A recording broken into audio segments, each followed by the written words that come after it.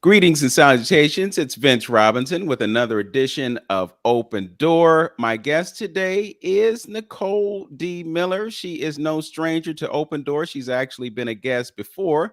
But before I bring her to you, I just want to give you some insight on who she is. She's an author, writer, speaker, poet, and soon to be a novelist. She has a knack for intertwining her faith and culture through writing and loves depicting Black characters who are both spiritual and relevant to this generation. Her first book, How to Overcome Heartbreak, Recovering from Misguided Love, tells her personal story of healing from a breakup, while the sequel, How to Overcome Heartbreak Stories That Heal, shares more from her, along with 10 others who have dealt with breakups. Her latest book, Stories for the Urban Soul, is a fiction compilation of short stories dealing with everyday Black characters navigating faith and relatable life issues. She also has her ebook available on her website, NicoleDMiller.com, titled Self Publishing 101, Everything You Need to Know from One Author to Another. And if you want to learn more, you can visit her website, blog, betterthanwine.net. Her email is NicoleDMiller1983 at Gmail, and we'll give you all the rest of her social media details as we progress in this program. So, with all of that said, welcome to Open Door, Nicole D. Miller. How are you today? Hi, Vince. I'm doing well. How are you? I'm doing great and doing even better now that we're able to have this conversation. You've been quite a busy person these days. What have you been up to? Writing, creating, building, all the things. Writing, building, and creating, and knowing you and all that abundant energy that you have. They're all good things. Met you maybe last year sometime, I think at Africa House. Um, it probably was there. I know I've seen you there quite a few times. I know we connected last summer during Juneteenth, Mm-hmm. and it was at the cafe. I cannot remember the name right now. Unbar. Unbar Cafe. Yeah. That's when we met officially. But I Yes. noticed you at Africa House during a program when I was playing live music, and we had a really nice turnout that day. And I heard you say that you had written a book, and I said, she sounds like somebody that I need to know. And lo and behold, months later, I see you at the Unbar. You have the book there, and I said, okay, well, we're gonna put you on. So that's what we did. So while we're talking about it, tell us about that great book that you wrote, and then we'll go into some of the projects that you're working on. Sure. So the book you're referring to is Stories for the Urban Soul. It's a compilation of short stories, novellas, and poetry.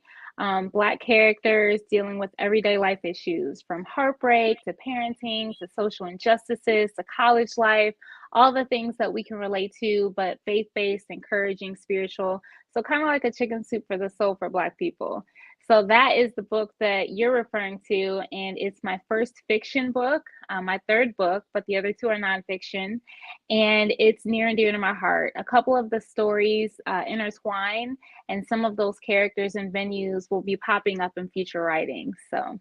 Okay. All right. And then you wrote a couple of books before you got to that. You want to tell us about those books? Sure. So, my very first book, How to Overcome Heartbreak, Recovering from Misguided Love, I published that in 2014.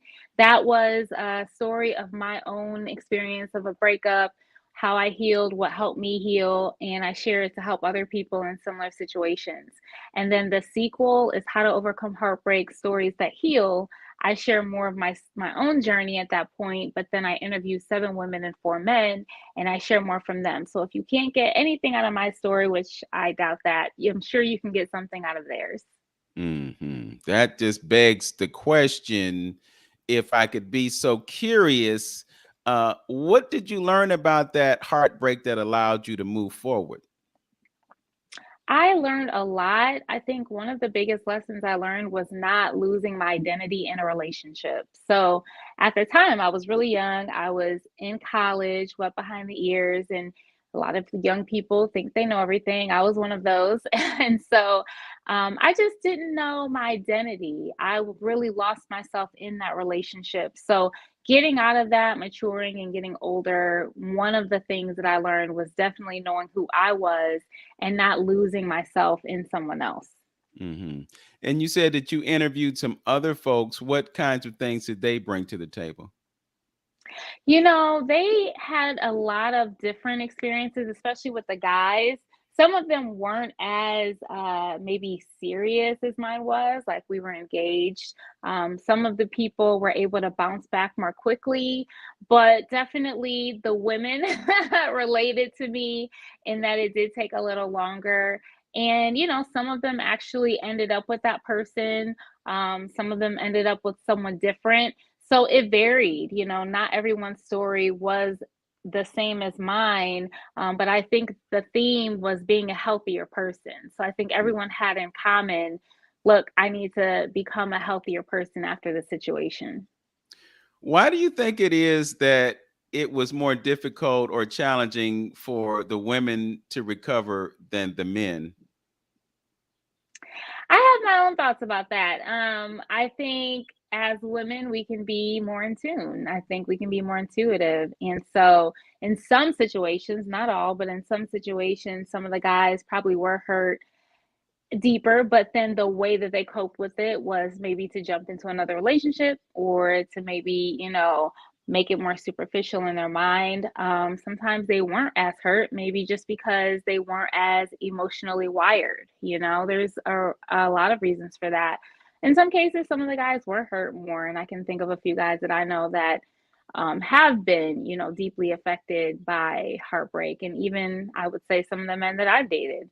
But the way we respond to that can be different for sure. Well, it's really interesting because for whatever reason, societal reasons, there's this idea that if you're a man, you're not supposed to be emotional. You're not supposed to cry. You're not to supposed to emote because it's a signal of weakness. Can you talk about the conflict that exists in the fact that as a human being, you have to experience those emotions? So why is it such a stigma for a man to be emotional? It does hurt my heart to hear that men don't have that space where they can be a human being, because I'm a faith-based person and I think of the Bible, and it's like, well, Jesus wept. It's like Jesus was a man and he cried. So I don't know where that comes from that men can't cry. I definitely agree that is some type of false, misleading concept, and it hinders our men from feeling all of the feelings they were wired to feel. And my thought is that if you're not processing those deep traumas, those deep triggers, that pain, it's manifesting subconsciously in your life. Like you're either unconscious or subconscious that this stuff is still being worked out in you. It's just not in a healthy manner. So I definitely think it's unfortunate. I think that maybe now, as we're talking more about mental health, and we're creating that culture for there to be more safe spaces for us to have those type of dialogues, specifically even in the Black community or in urban communities. There's hope for that, but we still have a long way to go. I definitely think men need to be affirmed that it's okay to cry. You were made to cry, and you have feelings for a reason. Okay. So you wrote two books that dealt with your own personal experience and then those experiences of others. And then you did a pivot and then you wrote some fiction. Talk about what prompted that transition from nonfiction to fiction. That's a really good question, Vince. It's interesting because I never knew that I was going to be a fiction writer. I did write a few short stories in 2017. I was like, oh, let me just try my hand at this. I did some workshops. I think my roommate at the time had written a short story, and I thought like, oh, I never wrote a short story before. Let me try that. But I put it down and did not pick up writing until the pandemic. So I actually did have a passing of a loved one. My mom passed away, and it was during that time of grief that I was unable to read nonfiction. I was unable to read anything heavy, anything serious. So what I did was I turned to fiction, and I started reading books as a way to escape, which is something I did growing up as a child. And so these books really met me in a place of healing and help and wholeness and all of these positive things that I was getting from these fiction stories. And when the pandemic hit, I had more time on my hands and I was like, you know what, let me just revisit this. And what I did was I started picking up the short stories again and I started writing the rest of the short stories that ended up being in that book. So it was out of a place of recovering from grief, and fiction was really used to help me in my healing journey. It gave me fun, it gave me creativity, and I really needed that in my grief recovery process. That's really amazing, Nicole. I mean, I've seen the book. It's not one of those 100-page pamphlet type things. It's hardbound, and it's got several pages in it. And you took that time that everybody sat out in quarantine and isolation, and then you created something beautiful. How many pages are in that book? It's probably about 350. It's a thick book. It's pretty hefty, and the funny thing is, it was not even gonna be as long, but my editor, she loved the stories, and she gave me some feedback, and she said, "Nicole, you really should add on to the book and share what went into your thought process behind these characters and these stories," because she and I dialogued about the stories as she was editing, and she got the insight that I really wanted the reader to get through our dialogue, and she wanted the reader to get that, and she said, "You should add this on." So I did. I added an extra section called Lessons from the Characters. So at the back of the book, if you flip all the pages, you'll see that each character is broken out, and I share with the reader my insight and maybe some things they didn't get while they were reading. That's amazing. So just it's not just a novel, but it's almost kind of like a workbook of sorts because you have information that can lead to greater understanding.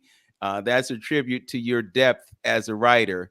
You're listening to Open Door on 95.9 FM WOVU with Vince Robinson. My guest is author Nicole Miller. We'll be right back after this. Welcome back to Open Door with Vince Robinson. My guest is author Nicole D. Miller. You can find her on Instagram and Twitter and Facebook, and I'll be sharing that information with you on how you can do that. She is Nicole D. Miller at Twitter. You can find her at facebook.com / HTOHB. We were talking about that book, 300 and some odd pages, and it's got an appendix with some really great information. Talk to us about some of the stories that are in that book. I know that as a writer, especially when you're a novelist, you have to create dialogue. That means you have to put yourself in the headspace of two different people at one time and figure out what this person is going to say and then figure out what the next person is going to say. I want to talk to you about your process, but I also would like to know about what some of those stories involve. Yeah, so the book opens up with one of my favorite characters. Her name is Lisa, and she's young, about 30. She's a parent, single parent, and she's fresh off a divorce. It's been about a year. She's still pining away for her ex, and she's struggling. She's struggling. She's in a city. She doesn't have that many friends, but there's a dear older woman in her life named Sylvia who helps her with her daughter and caregiving. And so, as Lisa is writing, because she's a writer, she's a journalist, and so as she's working in this cafe, and it's Black owned. It's located in New York. They're in the heart of Manhattan, and it's popping, right? So it's like where you want to be on a Friday night. And so what ends up happening is she develops an attraction to a young man who becomes a new love interest. So the really cool thing is that Lisa has a spiritual experience in the book, but it happens through these characters that she connects with. So her new love interest, her friend Sylvia is a great mentor, and she's not hit over the head with religion. It's more of just people loving on you, and there's community there. And that's what draws her in. But the cool thing is that first story is located in a cafe and in an area that's going to be playing out in my future writing. So the very next story is her love interest story. So we meet her love interest. His name is Joe. We meet him in Lisa's story, but then the next story, we find out more about Joe. So then it goes into being a young Black man in New York in the business world, and he encounters a young man who actually was previously incarcerated. So there's an element of seeing a Black male mentoring a younger Black male, just being the standard in his community and his sphere of influence. And I kind of play into that. I love those stories because, like I said, that cafe, that location, and that venue is going to pop up in future writings. It's definitely going to pop up in the novel that I'm working on now. And there's some other characters in those stories that'll probably be spinoffs for future works. But those are the only two stories that relate. There's another story. It's young adult. Her name is Vanessa. She's going off to college. We kind of experience her coming of age.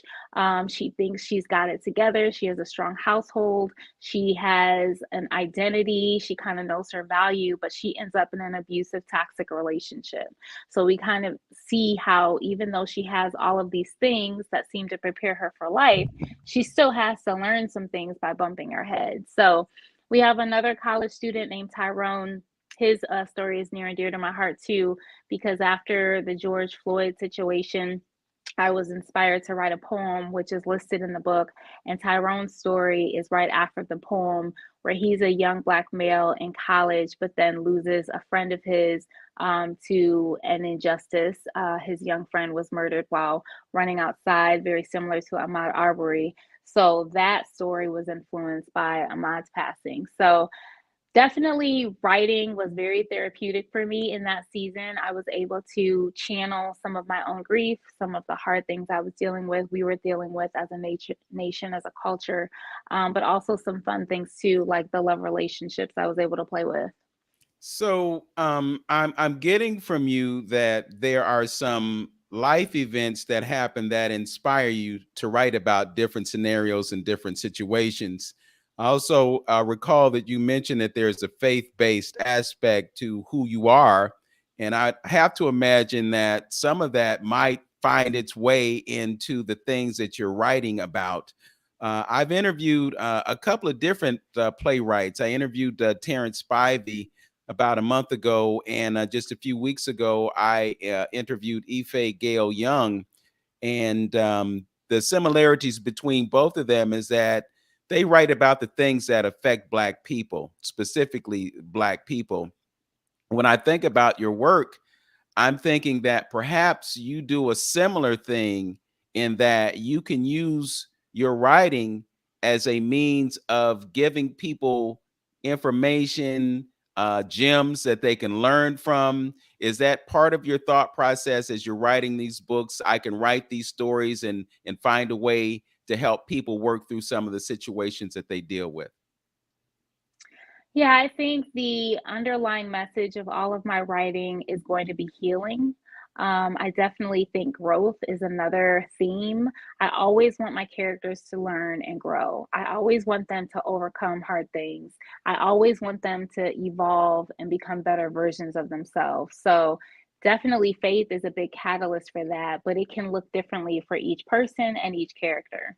Okay, so that kind of is in alignment with the thought that, and I guess my artist activist hat is on right now, but I'm just thinking about the fact that arts and culture are a means of facilitating healing, and to hear you say that that's one of the objectives of your healing or your process is really, it's inspiring. I'm mindful of the fact that in the past couple of years we have been through some really traumatic stuff. I don't think it can be argued that everybody in this country has some type of relationship to post-traumatic stress disorder. And I'm kind of distancing from the idea of it being post, because it's like, well, it hasn't ended, so it's not after the fact, it's during the fact.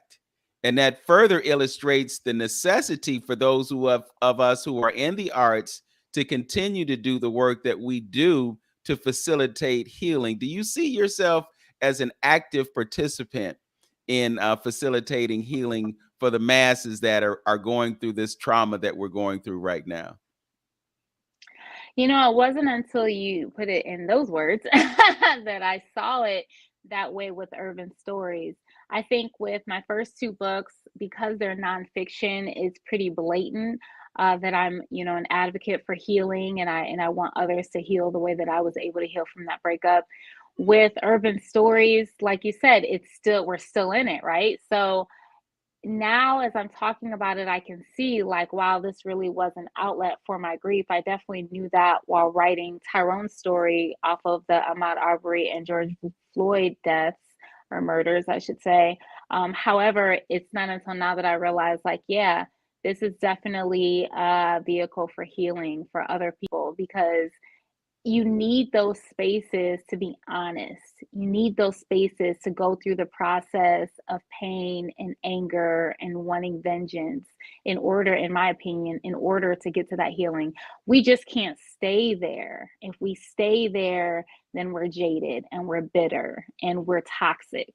So I definitely think my art and my writing is hope filled in that way. It will always definitely bring you to a place of hope and light and won't leave you in that place of pain. Yeah, and two, I think it also, and you alluded to this earlier in our conversation, but it also provides you an opportunity for healing. The writing was cathartic for you as everyone was sitting down and in their self-imposed quarantines or government-imposed quarantines. You were being creative. You were writing about your experiences in a way that allowed you to get over that pain and also to help others. So I just want to drive the point home about the value of art in our society because it is one of the ways that we connect with the creator. I don't think that you could disagree that, your connection with writing was also your connection with God. Oh, I wholeheartedly agree. And you sharing that, reminds me of the very last story in Urban Stories is Nikki. And Nikki is a fictitious character depicted of me.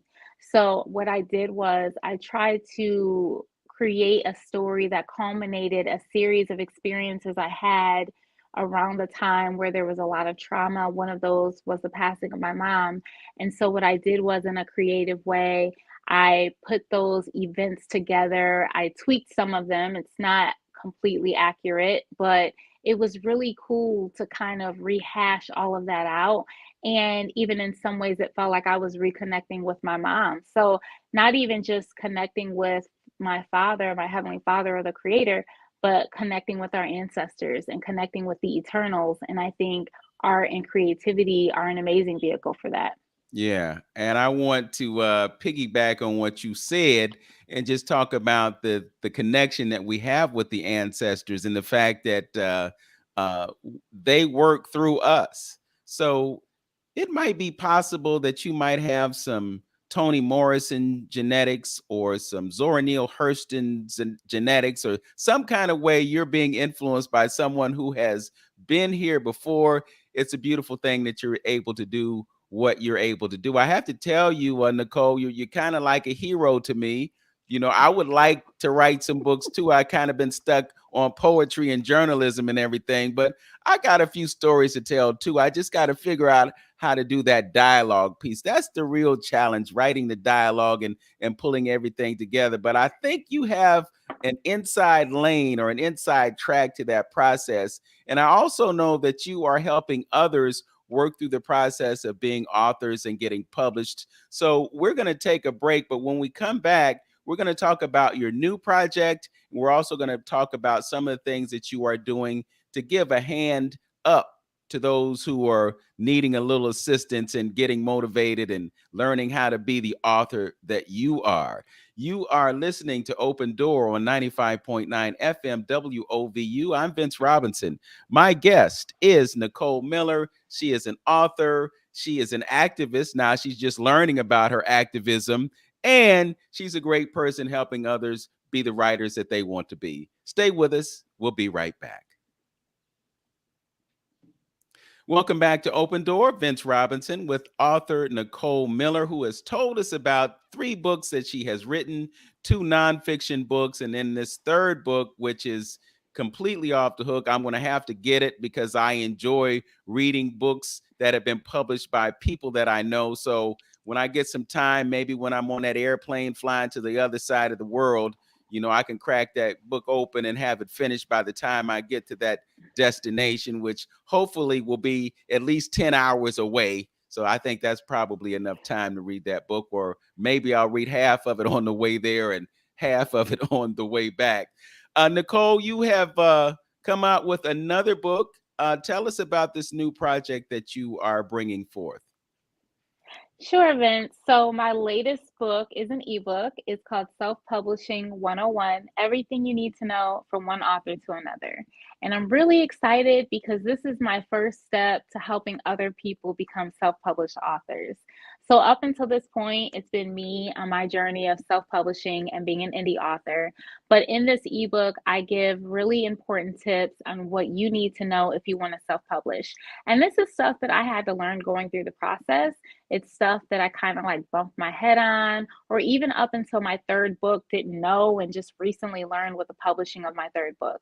So, my heart is to just kind of give you a leg up, or who want to publish their own books a leg up, and they don't have to, fall into the pitfalls that I fell into. Okay. I don't want you to give away all of the contents of the book, but it would be good if you could just share a few tips for those who need a little push to get them started. Sure. One thing that you and I had talked about, even in our last interview, was just the importance of ownership and making sure that you're getting your profit. So often as indie authors, we might rely on the distributor to distribute our product and for people to go on other websites such as Amazon, purchase your book. But one of the keys that I give in this ebook, is making sure you have your own website and you are selling your product off of your website, because that's where you're going to get your profit. All you're going to get from a distributor are royalties, and it's so minimal compared to what you get when you buy in bulk, resell your product, and you get the profit. Okay. And the notion of self-publishing, it has a stigma in some circles. I know in academic circles, you are either praised or criticized on your ability to get things published and your ability to rise through the ranks in terms of tenure and professorship.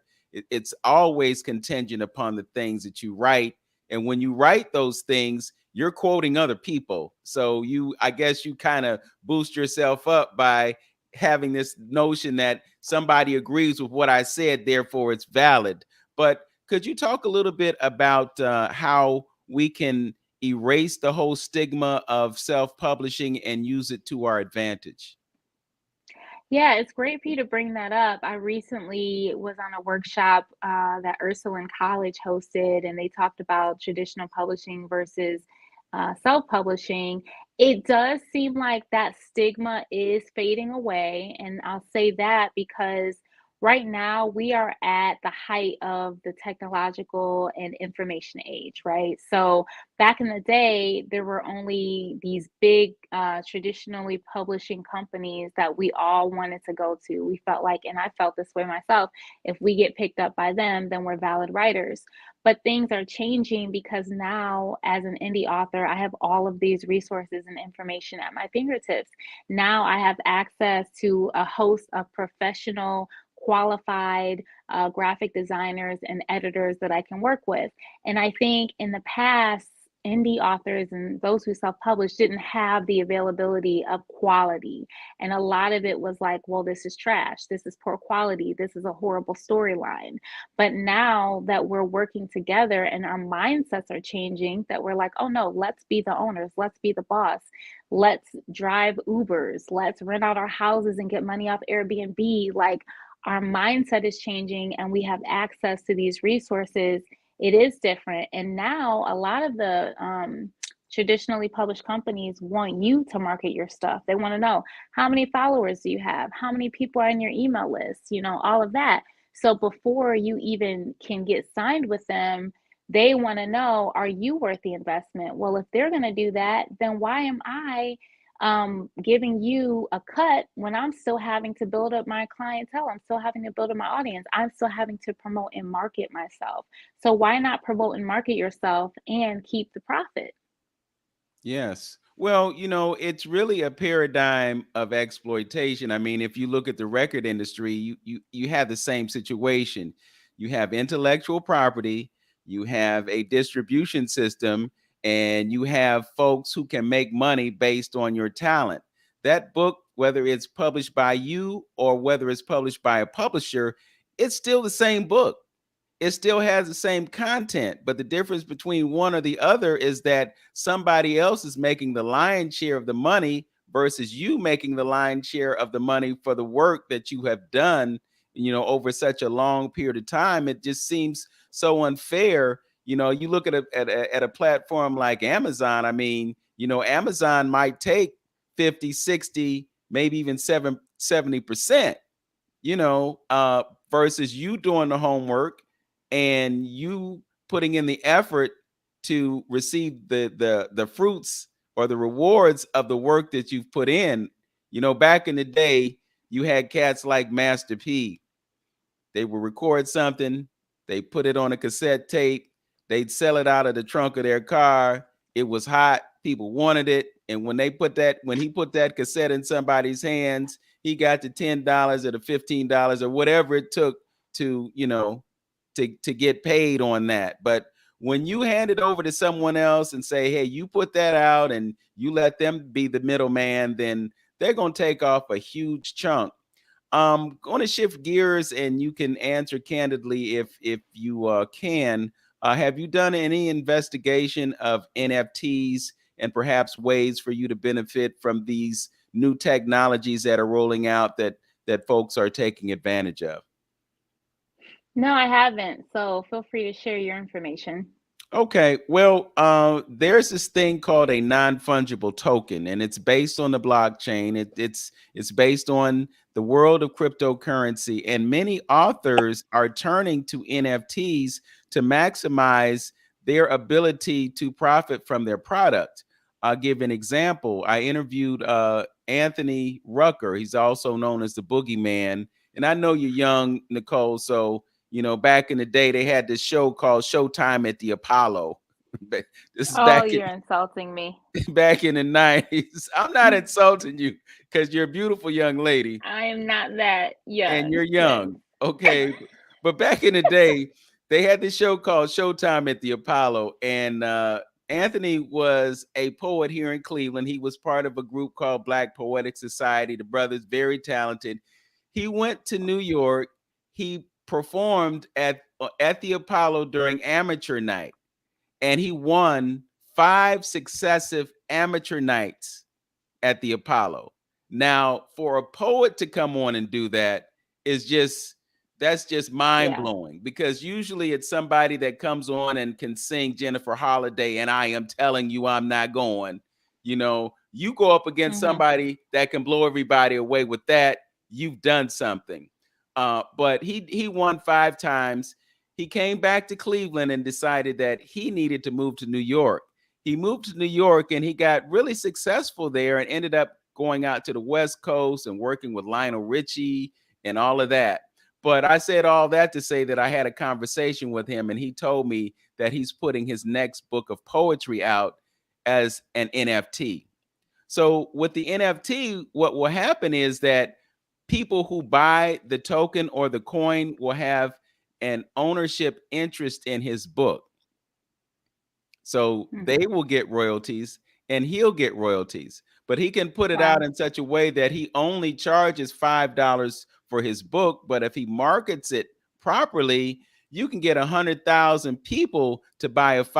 $5 book, and you just made a whole bunch of money. This is kind of where we're going. We got this whole notion of the metaverse and all that good stuff. So things are changing, and those might be some things that you want to investigate. I'm really hopeful that the artist community can basically investigate this and get the benefit from it, because we've got this fourth industrial revolution going on, and right now we're seeing dramatic changes in the way that we do business, and either you are involved in it and aware of it and can take advantage of it, or you find yourself on the outside looking in. So just a word to the wise: don't sleep on NFTs because folks are finding out about them and they are benefiting from them. So I know Nicole Miller, and I know she's going to do some investigation. And if there's any way for her to see her stuff as an NFT making those millions of dollars, she's going to make it happen, because I also know that she's got a mind for numbers and she helps folks out with their taxes and whatnot. So she's got a head for figures and she's going to make it work. Thanks for putting me out there, Vince. I appreciate it. Okay. All right. This is a fascinating conversation. I'm glad we're able to do it the way that we're doing it right now. And the time is flying by. So we're going to have to come back after this quick break. You're listening to Open Door with Vince Robinson and my guest, Nicole Miller, who has just gotten just a little bit of information about NFTs that I'm sure she is going to convert into action. Stay with us. We'll be right back.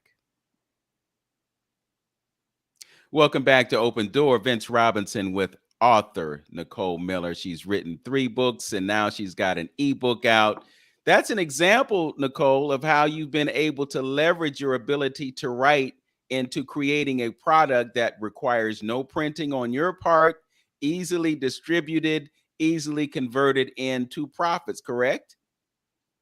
That's true. I did create the title page, the cover page, did some light editing. So this project was more of a hands-on where I did mostly everything.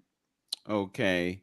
Let's talk a little bit about your process. What works for you in terms of how you write? Some folks like to write first thing in the morning. Some folks might do it on the weekends. You've got this other business that you're involved in, which I'm imagining gives you a certain level of flexibility to determine what works best for you. So, what works best for you? It's true, and it may sound interesting, but the only way I can word it is I go off of my creative energy. So I definitely have to prioritize my bookkeeping business and it's tax season. So administrative things always come first. That's, my bookkeeping clients, but, checking emails in the morning, meeting my Zoom, like doing my Zoom meetings, any other necessary meetings or engagements I have, and then I pencil in the writing around those things. But depending on where I am in the writing process, like right now, I'm in the editing process for my novel.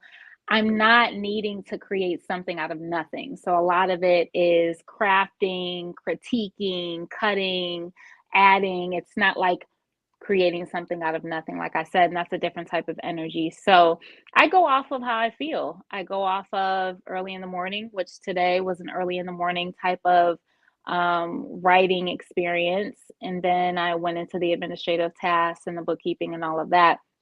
I'm sure I'll write again or work on my novel sometime later, but there's some other administrative things I need to do.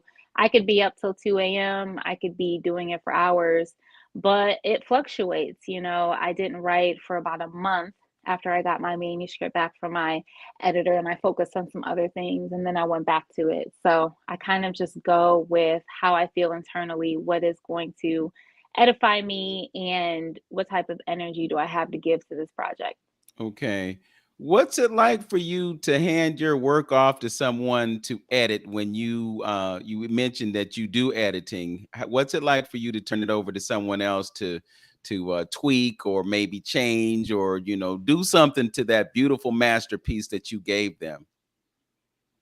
Well, you got to work with the right editors, and I'm grateful that I've had really good editors. I would say every editor needs an editor, just like every doctor needs a doctor, every teacher needs a teacher. So you can look at your own work all you want to, but you're just not going to see what someone else is going to see. You also want someone more experienced, and there's a couple of different types of editing. You can do a line editing where you're just dealing with punctuation and grammar, or you can do developmental editing, and that's that's what I'm in need of, where they're going to look at the whole storyline, analyze the characters, look at relationships. Does this make sense?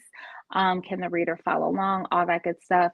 So for me, the funny thing is, in both cases of my last 2 books, I was so sure that I was ready to publish when I handed my manuscripts off to the editors. And in both cases, it was like, "You're not ready." And so it was good. That means I have good editors because they're able to show me areas that I still need to strengthen my work for it to be the best quality possible. So for me, it's been a great experience. I'm so grateful that I've had people that are more experienced than me or more experienced in this field, like with urban stories, and my novel is fiction, and who can help me grow. I'm all about feedback, I'm all about constructive criticism, and I'm all about growing in my craft. Yeah, I was just going to mention that you can't have thick skin.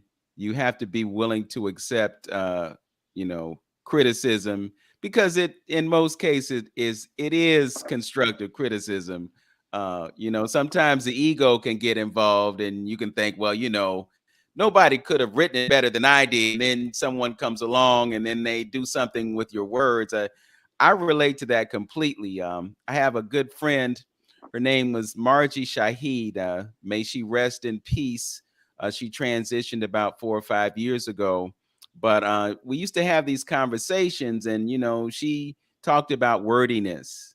And then one time I gave her something, and she gave it back to me, and I read the changes that she made, and it was like, wow, you really hooked this up.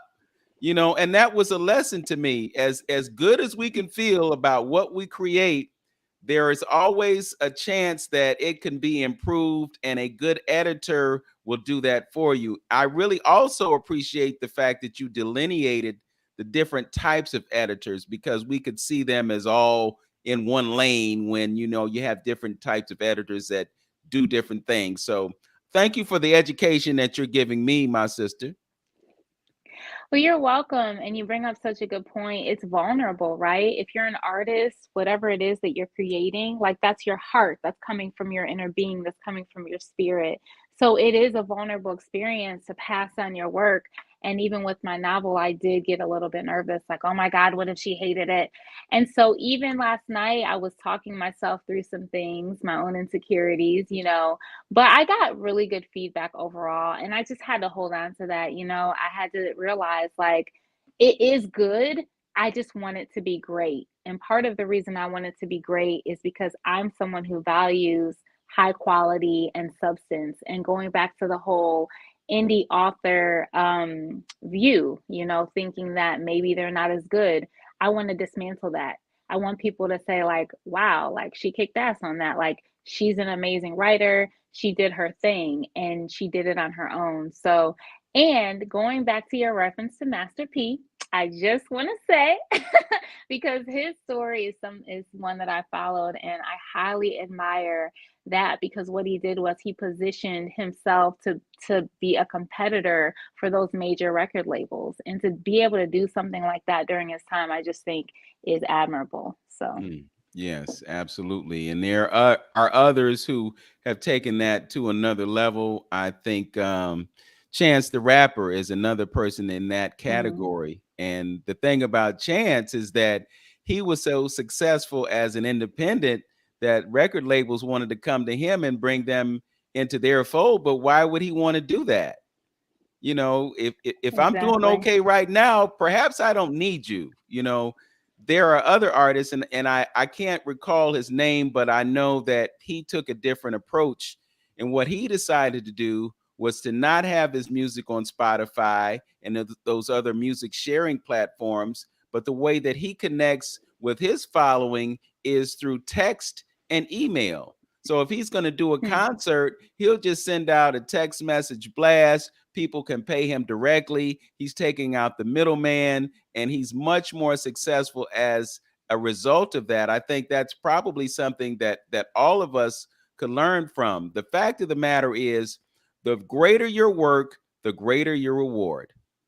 And I Hmm. think you could probably agree also that it is extremely important for you to surround yourself with folks that can get things done and act on your behalf in a way that's beneficial to you and them.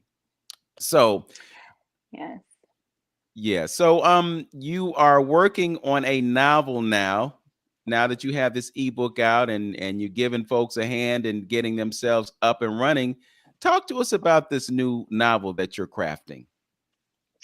Sure. So the storyline is the genre is going to be young adult Black Christian fiction. And the storyline is depicting these two young women who are cousins, and they have some conflict between them. We're not really sure why, but there's beef there. But they live together because one lost her mom recently. Her mom passed away, while the other one actually lost her mom at a younger age. So this is definitely an outlet for me as I'm still recovering from losing my own mother. But it was interesting to kind of view it through their lens because they're younger. So the one, and they couldn't be any more different. The one is she's popping, she's into the nightlife, she's kicking it, she's doing her, she's got her booze.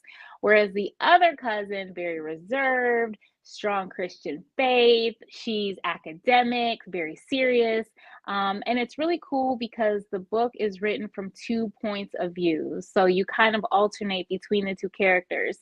And we're kind of seeing their relationship pan out in the sense that the one who's lively is the one with the beef against the more reserved one. So we're trying to figure out, like, okay, what's this beef rooted in? And then the other one is just trying to heal. She's come from a very tragic experience. She's just trying to heal.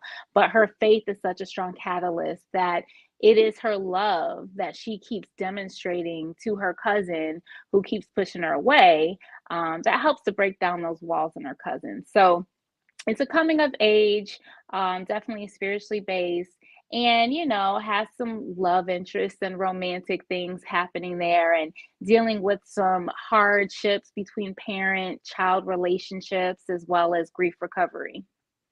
So I'm curious, these stories, do they come about because you know people who are going through those scenarios, or are they just figments of your imagination? The way that I write, and everyone has their own process. Some people, they start out with an outline, they brainstorm. I do none of that, Vince. I literally free write. So I definitely get inspired by real life experiences. This started out, I think I was inspired. A guy I was dating had a really close female friend. And in this book, the main character has a really close male friend. And so it kind of started out I started out in seeing this close male female friendship. But also, I really struggled in some friendships that I had where I was acting out of my grief. And so I did project that through her character where she's doing the same thing. So I definitely think real life experiences inspire, but they don't necessarily, my writing isn't necessarily limited to that, but they can be a catalyst for my writing. Mm, that's that's amazing. It's just amazing to me, first of all, that you could free write that way, and end up with a book that's 350 pages long. I mean, that's amazing. Yeah, I think the novel is probably a little longer. Uh-oh. That must mean that you have a lot to say. Yeah, my editor will probably chop some of it up, but as of now, it is 23 chapters and 103,000 words. So Wow. we'll see. That's a lot of words, Nicole. Yes, yes, but it's very engaging. One of my best friends is a writer, and she's been a great listening ear, and she looks forward to our story times, is what she calls them. So I think we're on like chapter 15, and she loves it. So I'm like, okay, this is a good sign. Okay. Something else that occurs to me in this moment is how well, first of all, there's a great level of illiteracy in our country. In this city, there are certain wards that they talk about the literacy rate being so low that folks can't go to the voting booth and read the ballot. So with Hmm. with an understanding of the literacy rate being what it is, what would inspire you to come out with a product that requires literacy? Honestly, it's my experience. So I grew up reading. I have been an avid reader since I could read. And books for me, I mentioned this before, were a way to escape. They were a safe place. And honestly, they were my friends. I didn't have a lot of friends growing up. So books were always that place that I could run to and feel safe. And it was a shared passion that I had with my grandmother, who was my best friend and a huge influence growing up. And so it never once dawned on me that there were people that didn't have that experience. It was like, I need to share with the world what I've been given. And I've been given books, I've been given this love and creativity for reading. So I definitely never thought of people who couldn't read except for my ancestors. I've definitely thought of that in context of slavery, in context of them not having this opportunity and feeling like I owed it to them to share this with the world because there's just things that I'm walking in that they didn't get the opportunity to that now they can through me. Yeah. The other thing is that we compete with electronic devices, to actually hold a book in one's hand and take it in that way is not the norm these days because we're always doing this, or looking at a computer screen. Talk about how important it is to connect with reading with a book. I think it's about how you interpret information. I won't limit people to saying you have to get a paperback. What I will say is, I created urban stories for paperback and hardback. I did the hardback because for me, it just represented that chicken soup for the soul feeling, those good old fashioned Hallmark movies. They just, you want the hardback cover to give you that warm and cozy feeling. But I definitely think you can receive information different ways. Stories for the Urban Soul is also available on the Kindle version. You can download it on my website. And the really cool thing is, I had a different cover made for that version because I wanted to attract more male readers.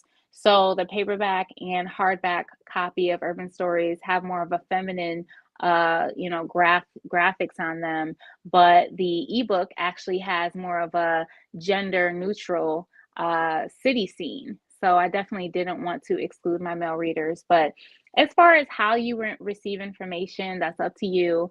But I definitely think ebooks are a necessity if you're an indie author. And I just told someone this today who I was helping with her publishing journey. But definitely you want to make that available in addition to your paperback because we are always on the go. And it's not always easy to sit there and read a book, but you'll always have your phone, usually. Oh, So. okay. Well, Nicole, this hour has flown by. One more time, tell them the web address that they can get in touch with you. Yep, you can visit my website, NicoleDMiller.com. Okay, NicoleDMiller.com, and you can connect with all the other social media platforms. It has been a joy to have this conversation with you. Unfortunately, our time has escaped us, but look forward to another conversation with you. Maybe when that next book comes out, we can do this again. Thank you, Vince. I appreciate it. All right. And thank you for joining us. This is Open Door with Vince Robinson on 95.9 FM. Know yourself, love yourself, be yourself, make today your absolute best day. Peace.